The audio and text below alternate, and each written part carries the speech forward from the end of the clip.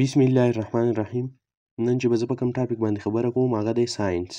موږ به دا خبره پیژنو چې د دې ساینس ټکي مطلب څه دی، دا له کوم ځای نه راغی، او بیا به د دې پیژندګلو وایو، ډیفینیشن تعریف پرې وایو.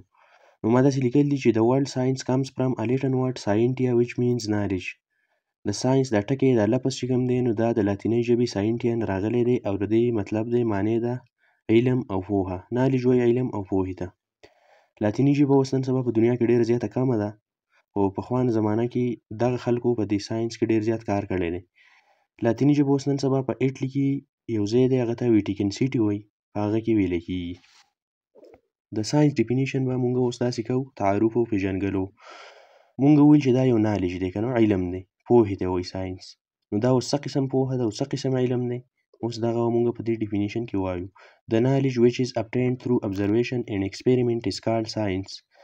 هغه علم چې هغه موږ د مشاهدې او د تجربې نه حاصل کړو هغه ته ساینس وایي.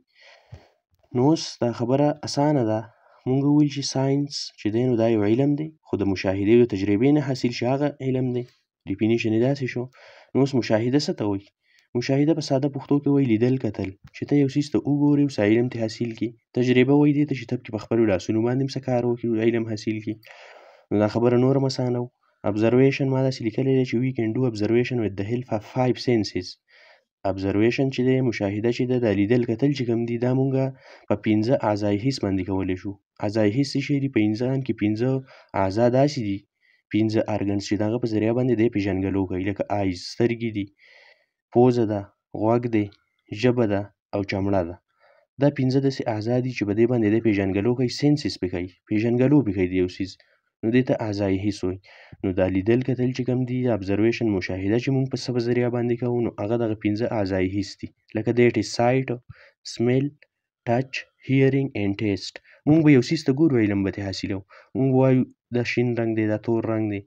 سمیل یو څیز به بوی کوو څه علم به ترې حاصلوو. موږ وایو دا خوږ بوی دی، دا بد بوی دی. ټچ یو څیز له به ګوته ورړو چې دا نرم دی که سخت دی، یخ دی که ګرم دی.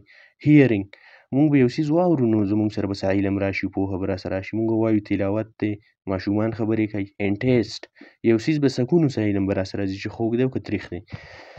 نو د ساینس په دې ډیفینیشن کې دا ټکی راغلی ابزرویشن، نو دا لیدل کتلو ته وایي.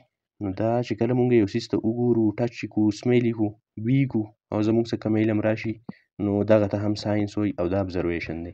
ورپسې دویم نمبر چې کوم دی د ساینس په ډیفینیشن کې دا بل ټکی استعمال شوی دی، ایکسپریمنټ.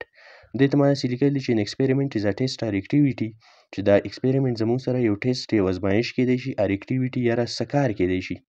لکه دا به یو کار وي، ته به یې په خپلو لاسونو کې یو څه علم به حاصلې. لکه فار ایګزامپل if you plant 2 seeds، که ته چېرته 2 تخمونه نال کړې، one with water، یو په اوبو کې لکه اوبه وله ورکړې، and one without water، او بل له اوبه نه ورکړې. you are doing an experiment، نو دا ته تجربه کې to see how water affects plant growth، چې دا اوبه چې کومې دي دا د بوټو یا د بوټي په غټېدو باندې څه اثر کوي. نو مثال کې ته ورته یو له ته اوبه ورکوې، نو دا یو به غټېږي، چې کوم له ورکوې، چې ول نه ورکوې هغه به نه غټېږي، مړاوی کېږي به.